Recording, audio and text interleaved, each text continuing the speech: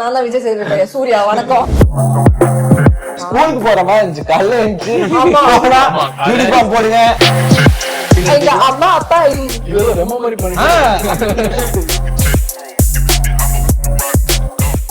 வணக்கம் வணக்கம் வணக்கம். எப்படி இருக்கீங்க 4 பேரும்? நல்லா இருக்கும். சோ சீரிஸ் மொத்தமா எல்லா எபிசோடும் வந்தாச்சு. ரெஸ்பான்ஸ் எப்படி இருக்கு அப்படின்றத பத்தி சொல்லுங்க. நல்லா போகுதுங்க. டைரக்டர் சொல்லு. ஸோ எஸ்பெஷலி இப்போ இந்த லாஸ்ட் 2 எபிசோட் வந்ததுக்கு அப்புறம் இன்னுமே நல்லா இருக்கு. கல்ச்சுரல்ஸ் எபிசோடுக்கு அப்புறமே எங்களால ஒரு வைப் ஃபீல் பண்ண முடிஞ்சிச்சு. லைக் மெசேஜஸ்னாலையும் ஜேட் என்ட்ரினால. Okay okay. எஸ்பெஷலி ஜேட் உள்ள வந்ததுல இருந்து ஷோக்கு ரெஸ்பான்ஸ் பயங்கரமா இருக்கு. இந்த லாஸ்ட் 2 எபிசோட் ஃபுல்லா பாஸ்கெட்பால் மேட்ச் ஒன்று எக்ஸ்டென்சிவா டீல் பண்ணிருக்கோம். அண்ட் அதுல ஒரு எண்ட்ல ஒரு சின்ன ட்விஸ்ட் அதெல்லாம் வச்சனாலையும் எண்ட்ல ஒரு அதை தாண்டி எண்ட்ல ஒரு சாங் வச்சிருக்கோம். ஸோ இது எல்லாமே வந்து ரொம்ப அப்ரிஷியேட் பண்ணிட்டு இருக்காங்க. சோ ஃபர்ஸ்ட் நடு சென்டர் எப்படி உருவாச்சு அப்படின்றத பத்தி சொல்லுங்க. நீங்க இது ஒரு படம் மாதிரி தான் அப்படின்ற மாதிரி நிறைய பேர் சொல்லியிருந்தாங்க. படமா பண்ணாம சீரியஸா பண்ணதுக்கு காரணம் என்ன? இது வந்து என் லைஃப்ல முன்னாடி நடந்த ஒரு இன்சிடென்ட் தான். திடீர்னு அன்னைக்கு காலையில எழுந்தப்போ ஐ had a spark from that. So உட்காந்து எழுத ஆரம்பிக்கிறேன். how this kid இந்த ஸ்கூல்ல இருந்து வேற ஸ்கூலுக்கு வரா, பாஸ்கெட்பால் இல்ல how he forms a team விளையாடுறான்னு சொல்லி சரசரன்னு ஒரு 1 hour or somethingல ஒரு full 10 pages வந்துச்சு. அது முடிச்ச உடனே எனக்கு இருந்த first feeling exact opposite of what you said. இது வந்து சீரியஸா தான் பண்ணணும். சோ ரியல் லைஃப் அப்படின்னீங்க. இதுல உங்க ரியல் லைஃப் கதை ஏதாச்சும் இருக்கா? இந்த கேங்ல யாராச்சும் நீங்க இருக்கீங்களா? ஆமா. சோ எனக்கு க்ளோசஸ்டா இது நிறைய ஃபிக்ஷனலைஸ் பண்ணிருக்கோம். பட் கோர் பேஸ் பார்த்தா பிகே. ஓகே. சோ நான் பிகேயோட என்னோட தான் பிகே வச்சு எழுதினேன். சோ நான் ஒரு ஸ்கூல்ல படிச்சுட்டு இருந்தேன். தென் 10th அப்புறம் ஐ மூவ் டு another ஸ்கூல். அங்க போறப்போ பாஸ்கெட்பால் கோச் எதுவுமே இல்ல. பட் எனக்கு வந்து ஒரே ஒரு தடவை விளையாடி ஒரு மேட்ச் ஜெயிக்கணும்ன்ற ஒரு திடீர்னு ஒரு நாள் தோணுச்சு. சோ அங்க I made some friends and நான் கூப்பிட்டதுக்காக வந்தானுங்க. போய் மேட்ச் அவங்க பாஸ்கெட்பால் சம்மந்தம் கிடையாது, எங்களுக்கு கோச்சும் கிடையாது. சோ நான் தான் கோச், நான் தான் ஃப்ரெண்ட். நான் திட்டா வாங்கிப்பானுங்க, ட்ரைனிங் வேணா வருது எல்லாம் பட்டு கூட்டு போனோம். ஸ்கூலா போய் அசிங்கப்பட்டிருக்கோம். சந்திர எங்க சொல்ற மாதிரி கொஞ்சம் பெருசா அசிங்கப்படலாமான்னா என் கூட வந்து எல்லா இடத்தையும் அசிங்கப்பட்டிருக்காங்க. சோ கடைசியா ஒரே ஒரு மேட்ச் வந்து நாங்க ஜெயிச்சோம். அந்த ஒரு மேட்ச் ஜெயிச்சதுக்கு ரொம்ப பெரிய நேஷனல் லெவல்ல ஒரு டோர்னமெண்டே ஜெயிச்சதுக்கு அந்த இடத்துல கலாட்டா பண்றோம். சீரிஸ் பாத்தீங்கன்னா தெரியும், சீட்டா குட்டி ஓடி வருவோம் வெறித்தனமா. அது லிட்டரலி நாங்க அப்படி பண்ணோம். ஒரே ஒரு கேம் ஜெயிச்சதுக்கு வெறித்தனமா செலிப்ரேட் பண்ணிட்டு that was the last day I plate basketball. ஒரு சாட்டிஸ்ஃபேக்ஷன் வந்துச்சு, க்ளோஷர்னு சொல்லலாம். I felt this closure and I stopped playing. உங்களுக்கு எப்ப தெரிஞ்சிச்சு சாரோட லைஃப் கதை தான் அப்படின்ட்டு? ஸ்டார்டிங் பார்த்தப்போவே லைக் சொன்னாங்க. சொல்லிதான் ஆரம்பிச்சாங்க. ஆமாமா. நான் சொல்லல, எவனோ லீக் பண்ணிருக்கான். இல்ல ஆடிஷன் அப்போ தெரியாது.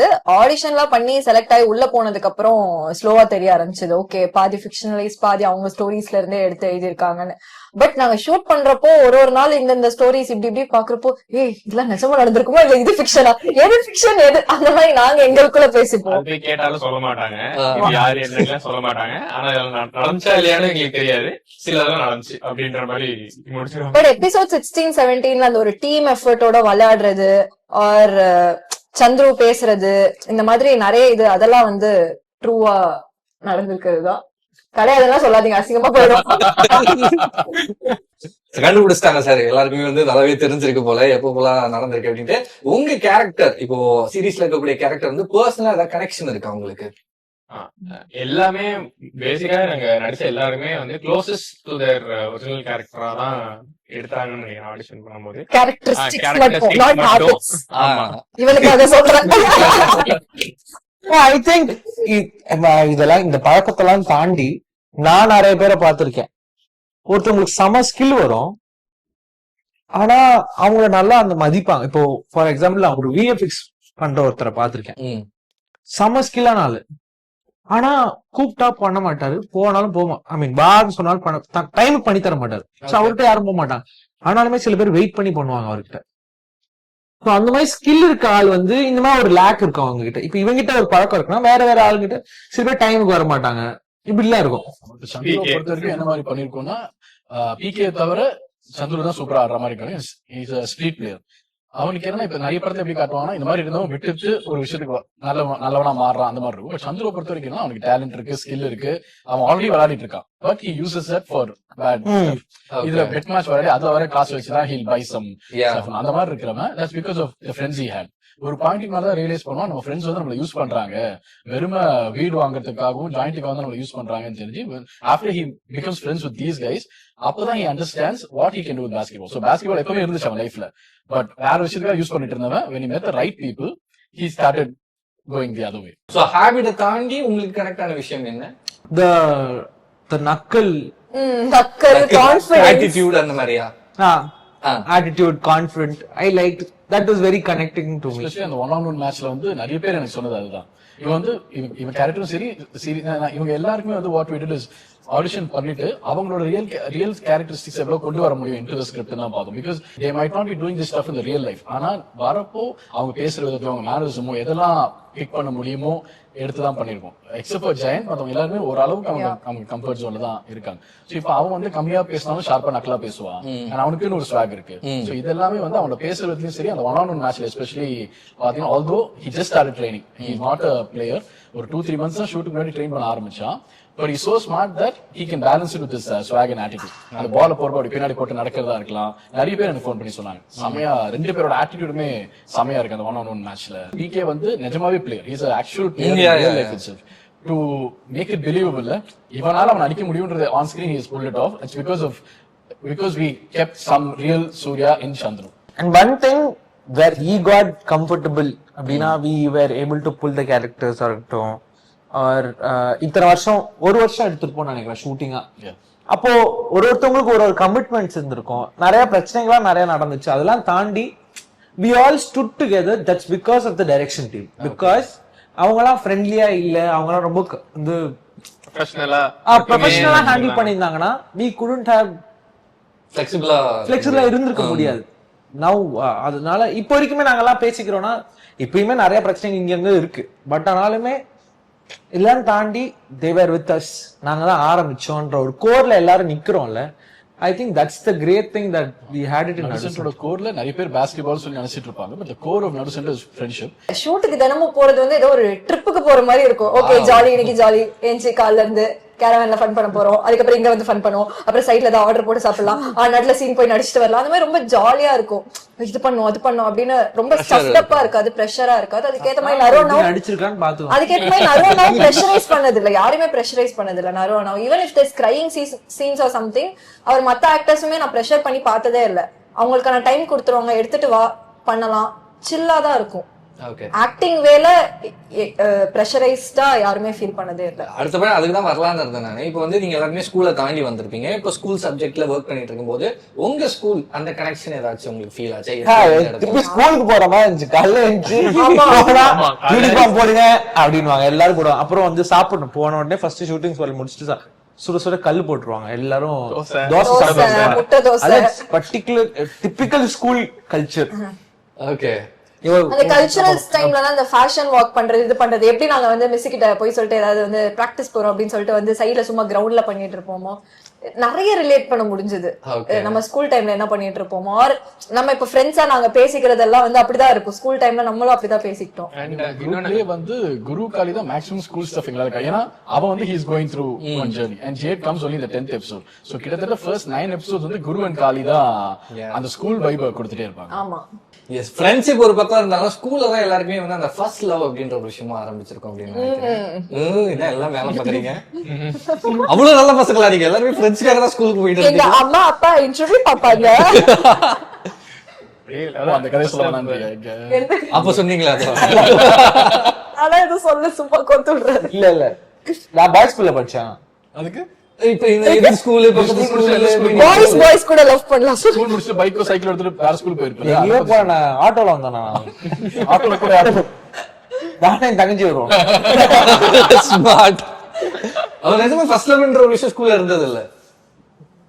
ஃபர்ஸ்ட் லவ் பண்ணி இருந்துச்சு, ஆனா ஸ்கூல்லயே எனக்கு தெரியல. அது ஃபர்ஸ்ட் அது லவ்வானே தெரியல ஸ்கூல்ல. ஆமாதான் பிரச்சனை. Puppy love. சரி, இப்ப பாக்கும்போது நானும் ரொம்ப கெட்ட பையனா தெரியறேன் முன்னாடி எல்லாம். நீங்க எல்லாருமே ரொம்ப நல்ல பசங்களா இருக்கீங்க. இல்ல அப்படி என்ன அர்த்தம்னா, லவ் பண்ணா ஒருத்தரை லவ் பண்ண முடியும், சைட் அடிச்சா எல்லாரையும் சைட் அடிக்கலாம்ல, அந்த கணக்கு. Okay, so very nice. இப்ப பேசிட்டே ஒரு சின்ன செக்மெண்ட்டுக்கு போலாம் அப்படின்னு நினைக்கிறேன். You are all good actors, debutant அப்படின்ற மாதிரி இருக்கும்போது ஏன் நீங்க ரோல் ஸ்வாப் பண்ணக்கூடாது? ரோல் ஸ்வாப், இவங்க மாதிரி நீங்க நடிச்சு காட்டலாம், அவங்க மாதிரி நீங்க நடிச்சுக்கலாம், அவர் மாதிரி நீங்க நடிச்சு காட்டலாம். நான் ஏன் நடிக்கணும்? நான் திரும்ப ரீடேக் வேணா சொல்றேன். ஓகே, அவர் டாக்டர் எக்ஸைட்டிங்ல பண்ணுங்க. சோ குரு யார் மாதிரி பண்ண போறான்? ஜேடா அவங்க மாதிரி பண்றீங்களா? நான் work out பண்ணவா? ஜேடு மாதிரி ஐஸ்கிரீம் மட்டும் நான் சாப்பிடவா ஏய் அது ஜேட் இல்ல, அது சஹானா பண்ணா. அது சஹானா கரெக்ட். ஜேட் மாதிரி ஜேட் மாதிரி பண்ணா. பண்ணவா சிஸ்டம் பார்த்து எது பண்ணிட்டோம் அவ்வளவு இருக்கா அப்போ? ஜேடுக்கு நிறைய இருக்கு. என்ன பண்றது சும்மா அவங்க இல்ல ஆமா அந்த கண்ணடிச்சு இன்டர்வியூல அவங்கள மாதிரி பேசி காட்டுங்க. ஜேடு மாதிரியா இல்ல அந்த கண்ணடி கிரியேஷன் ஆமா, அது பண்ணி எல்லாரும் ஐ திங்க் ரொம்ப சொல்லிட்டே இருக்காங்க அந்த பாஸ்கெட்பால் இதுவா என்ட்ரில. எல்லாம் சொன்னாங்க, என்னடி உனக்கு மட்டும் 2 என்ட்ரி சீரிஸ்ல ப்ரொபோசல் சீன் அந்த அப்படியே பாஸ்கெட்பால். மிமிக் பண்ணுவோம். ஐயோ என்ன கொத்து விட்டாரு. இவ்வளவு கியூட்டா எனக்கு வருமான்னு தெரியல. ஆஹா. அவங்க இப்படிதான் பொண்ணுங்களை கரெக்ட் பண்ணுவாங்க. மேட்டுக்குடியில பாத்தீங்க ரொமான்டிக்கா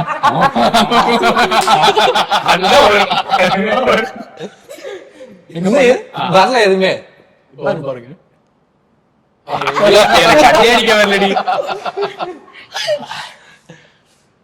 டேக் 2.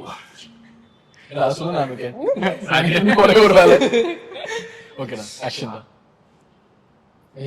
நான் ஆக்சுவலா கண்ணடிக்க வரல. சாரி. அடி அடி. ஒரு கண்ணை மட்டும் மூடி. ஓகே ஓகேடா. ஓகே ஓகேவா? ஓகே சொல்லிட்டீங்களா? நீங்க சொல்லிட்டீங்க. Okay, take நீங்க இப்போ நீங்க நீ குருமா யார் பயப்படுங்க? இவன மாதிரி பண்றேன். பண்ணுங்க. யோவிஸ் யாருன்னா அவர் மாதிரி நீங்க ஒரு மாதிரி பண்ணு, அவன் நம்ம 2 பேரும் மாதிரி பண்ணுவோம். வாவ். கொஞ்சம் பெருசா அசிங்கப்படலாமா? கொஞ்சம் பெருசா ஆசிங்க. ஆமா இதான் ஏய், அது அப்படி பண்ணாம. கொஞ்சம் பெருசா அசிங்கப்படலாமா? ஆஃப் ஸ்கிரீன்ல ஏதாச்சும் பண்ணி காட்டுங்க அந்த மாதிரி. ஆஃப் ஸ்கிரீன்லயா? ஆஃப் ஸ்கிரீன்ல இவங்க இவனா இருக்கா? பாதி நேரம் சிம்பு சார் மாதிரி தான் பேசிட்டு இருப்பான். பெரிய சிம்பு மாதிரி. சோ நான் இப்ப இவனை பத்தி பேசுறேன், நான் அவரை அடிக்க மாட்டேன், அதனால வேணாம். உஷாரா பண்ணிட்டா வந்தா. லைட்டா போட்டு காட்டுங்க, ஏதாச்சும் பண்ணி காட்டுங்க. ஏதோ பண்ணி காட்டுங்க. வந்துருச்சு ப்ரோ. வேற லெவல் ப்ரோ. நீங்க லைட்டா பேசி காட்டுங்க அந்த மாதிரி. அப்படிதான் எப்பவுமே பேசுறேன் நான். இதோதான் சொல்றேன், சூர்யாவே இருக்க மாட்டான். பண்ணி காட்டு. இப்ப இங்க கீழே வந்தவன கூட ரெடி ஆயிட்டங்கா அப்படின்னா, டேய் ரெடி ஆனது ரெடி ஆயிட்டேன். அப்படி பண்ண மாட்டாங்க. ஏதோ ரெமோ மாதிரி பண்ணிட்டு அது ஒண்ணா. ஓகே, நீங்க வந்து எஸ்டிஆர் சின்ன வயசுல இருந்து பார்த்து லைக் ஒரு பெரிய ஃபேன் ஆனதா அந்த மாதிரி வந்துருச்சா இல்ல நேச்சுரலாவே வருதா? இல்ல ஜென்ரலாவே எனக்கு எஸ்டிஆர் சார் பிடிக்கும். ஓகே, 2 பேரை பிடிக்கும். ஒன்னு எஸ்டிஆர் சார் பிடிக்கும், ஒன்னு விஜய் சார் பிடிக்கும். சோ நான் சின்ன வயசுல இருந்து பார்த்து வர்றது. ஓகே, இப்போ நீங்க பண்ண போறீங்க. யார் மாதிரி பண்ண ஃபர்ஸ்ட்? உங்க யார் வேணும் உங்களுக்கு? அவர் இங்க உள்ள யாராவது பத்தி கூட பண்ணு. ஃபன்னா இருக்க போதுன்னா பண்ணு. எனிதிங். சீட்டா குட்டி.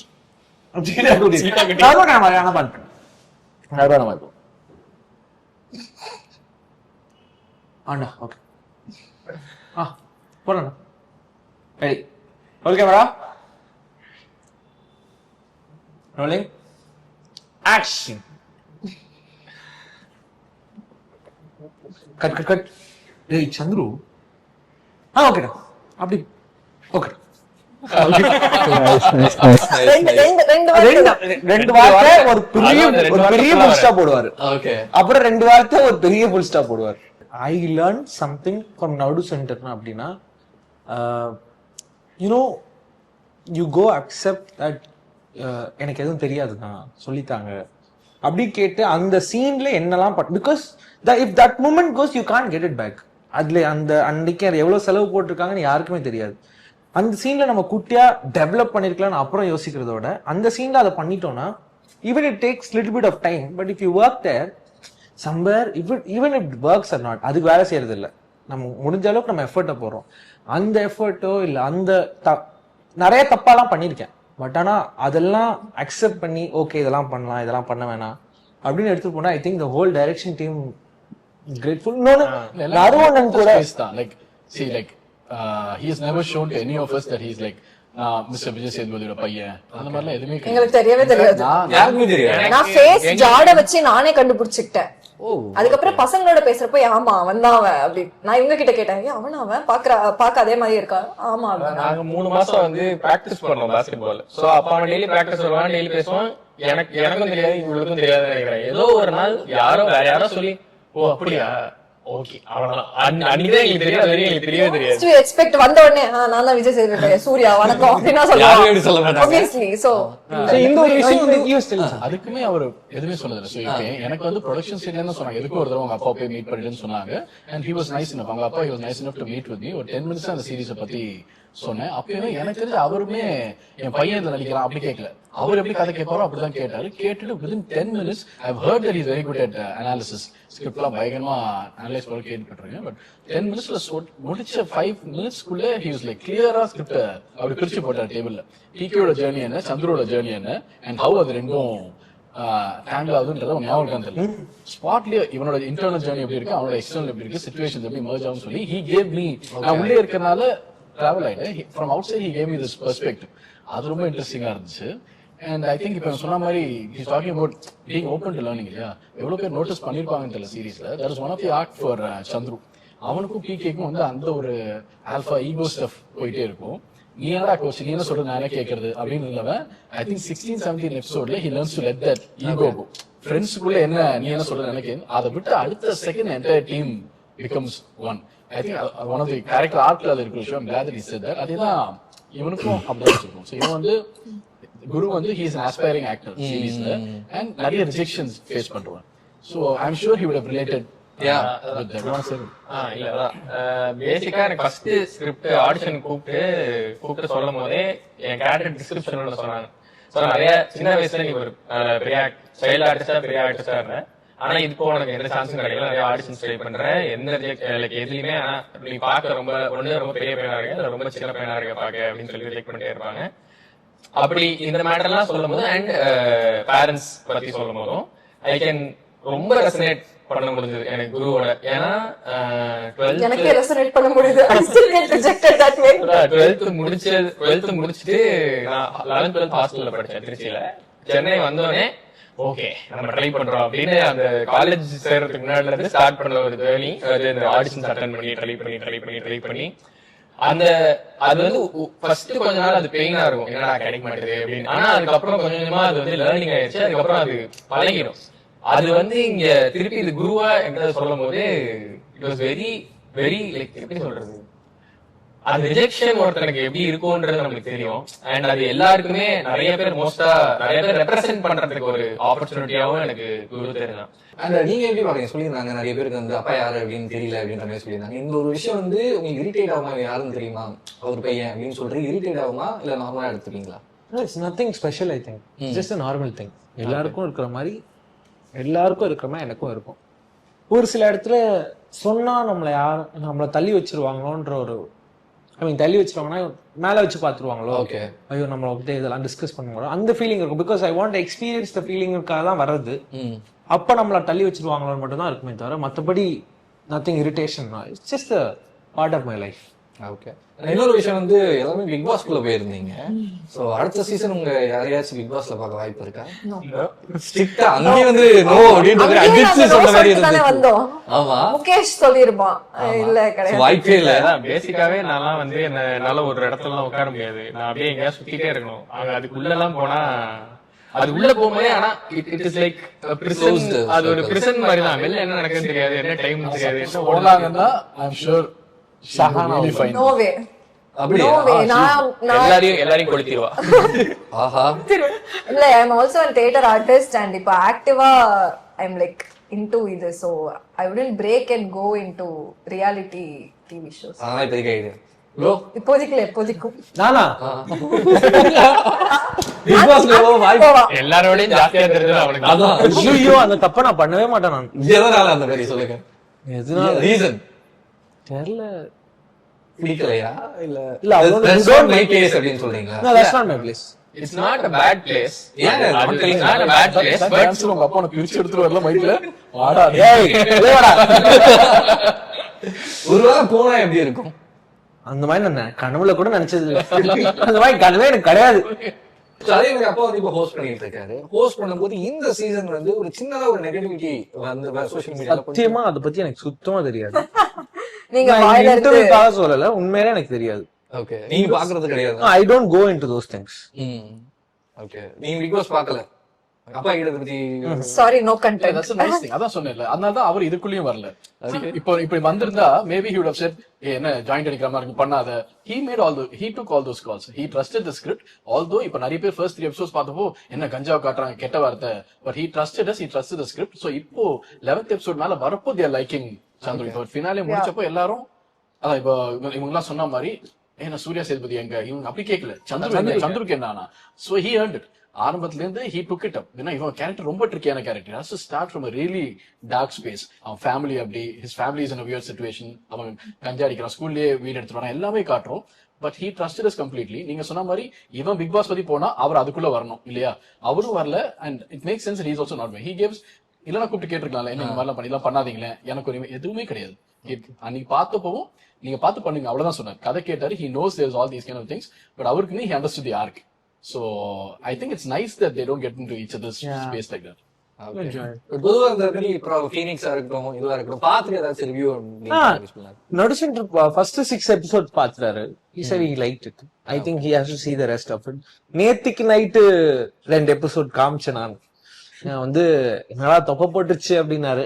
பார்த்தேன் நான் 16th ஒரு episode. நிமிஷம் 16th எபிசோட் பாருங்க அப்படின்னு சரி சொல்லிட்டு 10th episode காமியப்போம்.